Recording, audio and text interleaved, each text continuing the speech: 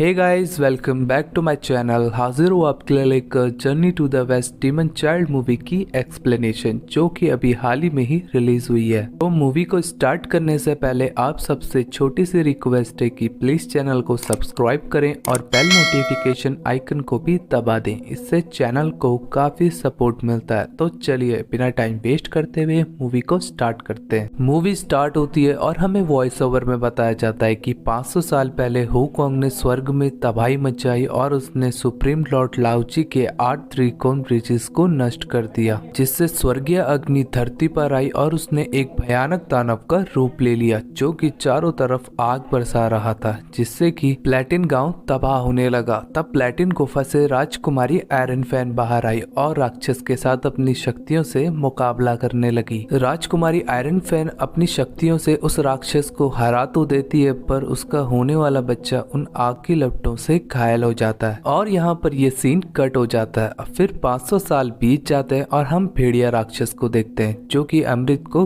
खा लेता है। उसने एक बूढ़े आदमी को पकड़ा हुआ होता है और अपनी जो 2 राक्षस रहती है उससे उस बूढ़े आदमी को संबोधित करने की कोशिश करता है और कहता है कि हुकोंग कहाँ है, वो यहाँ कब आएगा, तुम अगर मुझे ये नहीं बताओगे तो मैं तुम्हें मार दूंगा। पर उस बूढ़े आदमी को हुकोंग कहाँ है इस बारे में कुछ भी मालूम नहीं होता और वो उसे कुछ भी नहीं बता पाता। फिर हम राजकुमारी आयरन के बेटे वाइस एज किंग को देखते हैं, जिसका नाम रेड बॉय भी होता है। वो एक गांव में होता है और सारे गांव वाले उसे कुछ तोहफे दे रहे होते हैं क्योंकि उसकी माँ का आज 1000वां जन्मदिन होता है। रेड बॉय गांव वालों के अजीबोगरीब तोहफों से परेशान हो जाता है और वहाँ से चला जाता है और उस बूढ़े इंसान के पास आता है जिसको भेड़िया राक्षस ने बंदी बनाया हुआ था। वो उस भेड़िया राक्षस को मारता है और उसे ये भी पता लगता है कि उस भेड़िया राक्षस ने सुनहरे अमृत को भी खा लिया है, जिससे कि वो उस पर काफी ज्यादा गुस्सा हो जाता है। तब भेड़िया राक्षस कहता है कि मुझे माफ कर दो, मैं उस सुनहरे अमृत के बदले तुम्हें एक और तोहफा बताता हूँ जो कि आपकी माँ को काफी ज्यादा पसंद आएगा। तब रेड बॉय कहता है कि वो ऐसा कौन सा तोहफा है। तब भेड़िया राक्षस कहता है कि थांगसन, जो कि एक संत है और बुद्ध के दूसरे शिष्य, उन्हें तीनों लोग पाना चाहते हैं। तब रेड बॉय उससे पूछता है कि वो मुझे कहाँ मिलेगा। अच्छा, भेड़िया राक्षस को उनके बारे में कुछ भी पता नहीं होता। तब रेड बॉय उन्हें ढूंढने के लिए अकेला ही निकल जाता है। फिर अगले सीन में हम वुकोंग, साओ और बाजी और उनके गुरुजी को देखते हैं जो कि शास्त्रों को लेने के लिए पश्चिम की तरफ जा रहे होते हैं। वो एक जगह पर रुककर आराम कर रहे होते हैं। तभी वुकोंग को महसूस होता है कि उनकी तरफ एक खतरा आ रहा है। वो देखता है कि उनकी तरफ एक आग बढ़ रही होती है। तब वुकोंग अपने गुरुजी की चारों तरफ सुरक्षा कवच बना देता है और वहाँ पर रेड बॉय आता है जो कि कहता है कि मंकी थांगसन को मेरे हवाले कर दो। तब उसके और मंकी के बीच फाइट शुरू हो जाती है जहाँ वुकोंग रेड बॉय को काफी बुरी तरीके से हरा रहा होता है और उसे उकसाते हुए कहता है कि तुम इतने कमजोर हो और मुझसे लड़ने चले आए। तब रेड बॉय और भी ज्यादा गुस्से में आ जाता है और वुकोंग के ऊपर आग बरसाने लगता है और उसे एक माया जाल में फंसा देता है और वहाँ से चला जाता है और एक बच्चे का रूप धारण करके बंदी होकर रोने की एक्टिंग करता है। वहाँ पर उनके गुरुजी आते हैं और उस बच्चे को बचाने की कोशिश करते हैं। तभी वो अपने असली रूप में आ जाता है और उनके गुरुजी को लेकर गायब हो जाता है। फिर हम एक चीज को देखते हैं जिसके अंदर अग्नि राक्षस कैद होता है और महारानी आयरन ने उसे अपनी शक्तियों से रोक रखा था। हम देखते हैं कि उसमें कुछ हलचल हो रही थी। फिर हम राजकुमारी आयरन फैन को देखते हैं जहाँ उनका आज जन्मदिन होता है। वहाँ पर उनका बेटा रेड बॉय भी आता है और वो अपने बेटे से काफी ज्यादा नाराज होती है क्योंकि उसने एक साल में कई सारी शैतानियां की थी जिनसे उनको काफी निराशा हुई। रेड बॉय कहता है कि माँ, आप मुझसे कभी खुश नहीं होती और मेरा कभी साथ नहीं देती। तब उसकी माँ कहती है कि ये तुम्हारे भले के लिए है, हम तुम्हें उसका कारण अभी नहीं बता सकते। तब रेड बॉय के पिता उसे कहते हैं, क्या तुमने अपनी माँ के लिए कोई तोहफा तैयार नहीं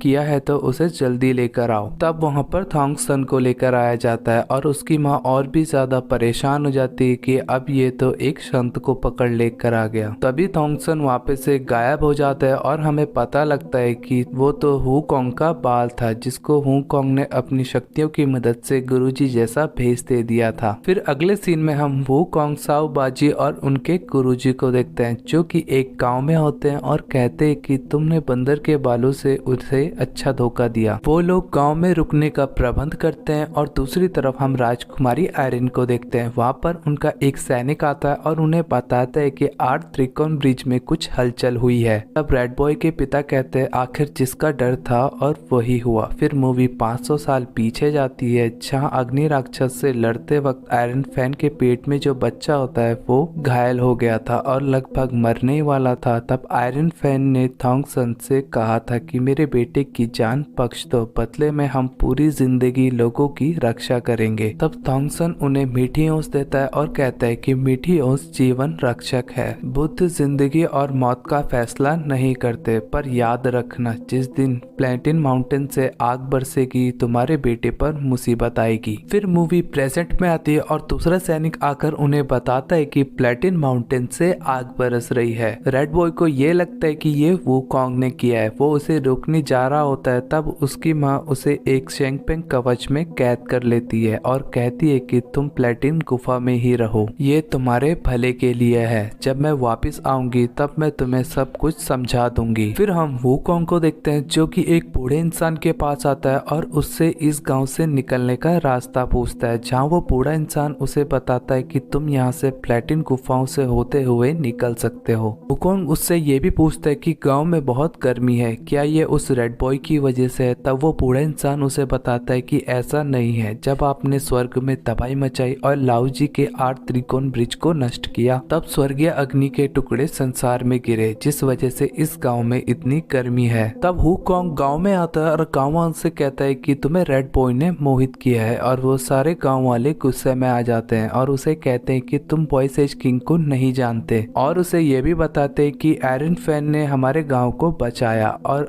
अभी तक जलते हुए पहाड़ से हमारी रक्षा करते हैं, और वॉइस एज किंग हमारे साथ ही पड़ा हुआ, उसने हमें भ्रमित नहीं किया, तुम्हें गलतफहमी हुई है। दूसरी तरफ हम रेड बॉय को देखते हैं जो कि अकेला बैठकर खुद से ही बातें कर रहा होता है कि आखिर माँ मेरे साथ क्यों नहीं रहती। वो हमेशा ही अपने माँ के प्यार के लिए तरसा। फिर हम रेड बॉय को देखते हैं जो कि एक जगह पर बैठा हुआ होता है। वहाँ पर भेड़िया राक्षस आता है और उसे वुकोंग के खिलाफ भड़का देता है कि तुम्हारे माता पिता वुकोंग से डरते हैं, इसलिए उन्होंने तुम्हारा तोहफा कबूल नहीं किया क्योंकि तुम शर्मिंदा ना हो। तब रेड बॉय कहता है अगर मैं वुकोंग को मार दूं तब मेरी माँ मेरा तोहफा कबूल कर लेगी, और वहाँ से चला जाता है। फिर हम वुकोंग, उसके साथी और गुरुजी को देखते हैं। वहाँ पर रेड बॉय आता है और उससे थॉन्गसन को देने के लिए कहता है और उन दोनों की लड़ाई शुरू हो जाती है, जहाँ वुकोंग और रेड बॉय आपस में लड़ रहे होते हैं और दूसरी तरफ वो अग्नि राक्षस काफी ज्यादा भड़क रहा होता है, जहाँ राजकुमारी आयरन फैन उसे रोक रही होती है। जितना ही रेड बॉय गुस्सा होगा उतना ही वो अग्नि राक्षस भड़केगा। फिर हम वुकोंग को देखते हैं जो कि अपने हथियार से एक ड्रैगन को बाहर निकालता है और रेड बॉय अपने हथियार से आग वाला निकालता है। फिर आग और ड्रैगन आपस में लड़ते हुए बादलों में चले जाते हैं और वुकोंग और रेड बॉय की दोबारा से लड़ाई हो जाती है, जहाँ रेड बॉय वुकोंग पर आग बरसाता है और उनके गुरुजी को लेकर वहां से चला जाता है। फिर रेड बॉय थॉन्गसन को लेकर गुफा में आता है और थॉन्गसन उन्हें बातों में उलझाकर वहां से भागने वाला होता है कि तभी उसे भेड़िया राक्षस पकड़ लेता है। अब रेड बॉय अपने सैनिकों से कहकर थॉन्गसन को वहां से ले जाने के लिए कहते हैं और भेड़िया राक्षस को थॉन्गसन जैसा रूप दे देता है। तभी वहां पर रेड बॉय के पिता आ जाते हैं जो कि वुकोंग ही होता है, जिसने उसके पिता जैसा रूप धारण करा हुआ होता है। वो पहचान लेता है कि गुरुजी नकली हैं। तभी उसके असली पिता वहां पर आ जाते हैं और वो नकली गुरुजी को लेकर वहां से चला जाता है। रेड बॉय अपने पिताजी को नकली समझकर उनके साथ फाइट कर रहा होता है और दूसरी तरफ वुकोंग उस भेड़िया राक्षस को मारता है और कहता है कि तुम्हारी हिम्मत कैसे हुई मेरे मालिक जैसे दिखने की। फिर वुकोंग उस राक्षस से पूछता है कि उन्होंने मेरे गुरुजी को कहाँ रखा है, और वो राक्षस डरते हुए बताता है कि उन्होंने उसे गुफा में छिपा रखा है। फिर वुकोंग महारानी आयरन का रूप धारण करके वहां पर जाता है और रेड बॉय से कहता है कि थॉन्गसन को मेरे पास लेकर आओ और मैं तुम्हारा तोहफा कबूल कर लूंगी। तभी उसके पिता पहचान लेते हैं ये तो बंदर है, और वो अपने असली रूप में आकर वहां से भाग जाता है। तब थॉन्गसन को वहां पर लेकर आया जाता है और भेड़िया राक्षस उसे पकड़ लेता है और एक बूढ़े इंसान के साथ उसे बांध देता है और कहता है कि तुम यहाँ हो तो वुकोंग भी आएगा तुम्हें बचाने के लिए, और मैं तुम्हारे सबसे बड़े शीशे से निपटने के बाद तुम्हें खत्म कर दूंगा और वहाँ से चला जाता है। दूसरी तरफ हम हुकॉन्ग, साउ बाजी और रेड बॉय को देखते हैं जो कि आपस में झगड़ रहे होते हैं। तभी वहाँ पर भेड़िया राक्षस आता है और उन्हें कहता है कि थॉन्गसन का किसी ने अपहरण कर लिया है। हुकॉन्ग और रेड बॉय जब वहाँ पर पहुँचते हैं तो वो एक त्रिकोण में कैद हो जाते हैं। अभी वहाँ पर भेड़िया राक्षस आता है और हमें पता लगता है कि ये सब भेड़िया राक्षस ने ही किया है। वो कहता है कि रेड बॉय तुम तो शुरू से ही मेरे मोहरे थे। फिर हम उस त्रिकोण के अंदर देखते हैं कि रेड बॉय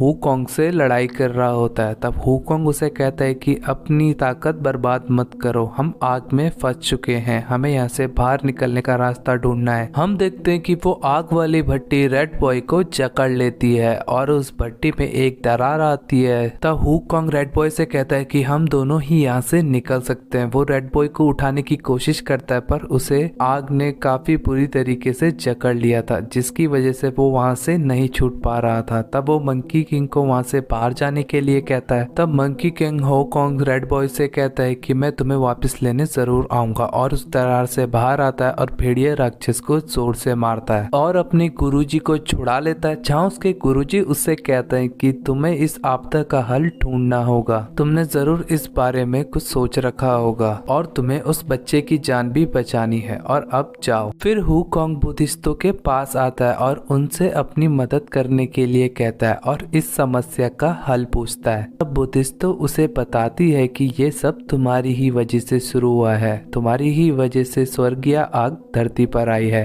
ये तुम्हारी और रेड बॉय की किस्मत है, तुम इसे खुद से हल कर सकते हो। फिर हम भेड़िया राक्षस को देखते हैं जिसको होश आता है और वो रेड बॉय से कहता है कि तुम्हें मुझसे ज्यादा हुकॉन्ग से नफरत करनी चाहिए, मैं हुकॉन्ग को मारना चाहता था क्योंकि उसने ही स्वर्गीय अग्नि बगुआ ओवन को लात मारी जिससे कि वो अग्नि धरती पर आई और उस राक्षस के हमले में मेरे परिवार की भी मौत हो गई। यही कारण था कि वो भेड़िया राक्षस हुकॉन्ग को शुरू से ही मारना चाहता था और वो रेड बॉय से कहता है कि उसकी वजह से ही तुम्हारी माँ अब मरने वाली है। मैं तुम्हें बताता हूँ कि परिवार को खोने का दुख क्या होता है। ये सुनकर रेड बॉय काफी ज्यादा गुस्से में आ जाता है और उसकी आंखों से आग निकलने लगती है। दूसरी तरफ राजकुमारी आयरन उस भट्टी को रोक रही होती है जहाँ वो उस आग को कंट्रोल में नहीं कर पाती। तभी उसके पति वहाँ पर आते हैं और उसे बचाकर वहाँ से ले जाते हैं और हम रेड बॉय को भी देखते हैं जो कि काफी ज्यादा गुस्से में होता है। उसकी वजह से वो अग्नि राक्षस फिर से बाहर आ जाता है और चारों तरफ तबाही मचा रहा होता है। फिर हम देखते हैं कि थॉन्गसन भगवान से प्रार्थना कर रहा होता है और उसके साथी शिष्य भी उसके साथ प्रार्थना करते हैं। थॉन्गसन के प्रार्थना करने की वजह से गांव वालों के ऊपर एक सुरक्षा कवच बन जाता है जिसकी वजह से वो आग गांव वालों तक नहीं आ पाती। फिर हम हुकॉन्ग को देखते हैं जो कि राजकुमारी आयरन के पास जाता है और उनसे मीठी ओस को मांगता है और उन्हें कहता है कि ये सब मेरी वजह से ही शुरू हुआ है, मैं आपके बेटे रेड बॉय को बचाना चाहता हूँ। फिर राजकुमारी आयरन उसे मीठी ओस दे देती है और हुकॉन्ग कहता है कि मेरा आपसे वादा है कि मैं रेड बॉय को जरूर बचा लूंगा और वहाँ से चला जाता है जहाँ वो राक्षस उस पर आग बरसा रहा होता है। पर हुकॉन्ग उससे बचते बचाते रेड बॉय के पास आता है। तब रेड बॉय भी उस पर आग से हमला करता है। हुकॉन्ग उसे समझाता है कि इसमें तुम्हारी कोई गलती नहीं है, मेरी ही वजह से ये सब शुरू हुआ है, मेरी वजह से ये आग धरती पर आई और मैं ही इसे खत्म करूंगा, तुम ये सब रोक लो, तुम्हारी वजह से गांव वाले मर रहे हैं, क्या तुम यही चाहते हो? क्या तुम्हारी माँ इस बात से खुश होगी? हुकॉन्ग का शरीर काफी तेजी से जल रहा होता है। वो अपने हाथ से मीठी ओस को छोड़ देता है जिसकी वजह से वहाँ पर सब कुछ शांत होने लग जाता है। फिर मूवी 500 साल पीछे जाती है और हम देखते हैं कि राजकुमारी आयरन अपने बेटे से काफी ज्यादा प्यार करती थी पर उसकी मौत ना हो जाए इसीलिए वो उससे दूर रहती थी क्योंकि रेड बॉय पहले ही उस हमले में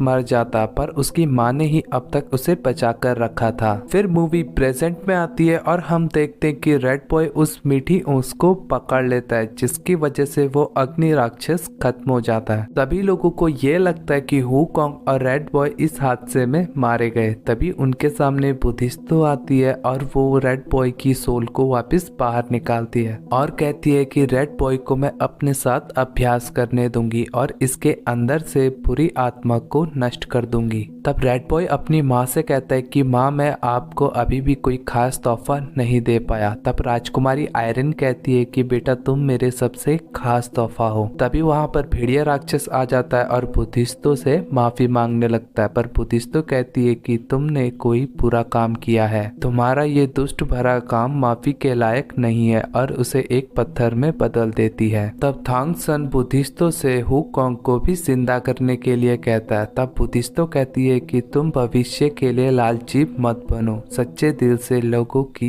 रक्षा करो और अपने दिल में हमेशा ही दया की भावना रखना। और ये सीन यहाँ पर कट हो जाता है। फिर अगले सीन में हम देखते हैं कि थांग सन अपने शिष्यों के साथ पश्चिम की तरफ जा रहा होता है। तभी रास्ते में उन्हें हुकोंग दिखता है और वो काफी खुश हो जाते हैं कि हुकोंग मरा नहीं। तब हुकोंग उन्हें बताता है कि मैं बंदर के बालों में बदल गया, इसलिए मैं अभी जिंदा हूँ। और फिर वो पश्चिम की तरफ अपनी यात्रा को जारी रखते हुए चले जाते हैं। इसी के साथ ये मूवी यहाँ पर एंड होती है। आई होप कि ये मूवी आपको काफी ज्यादा पसंद आई होगी। तो लाइक शेयर कमेंट करके जरूर बताएं और चैनल को सब्सक्राइब करना मत भूलना।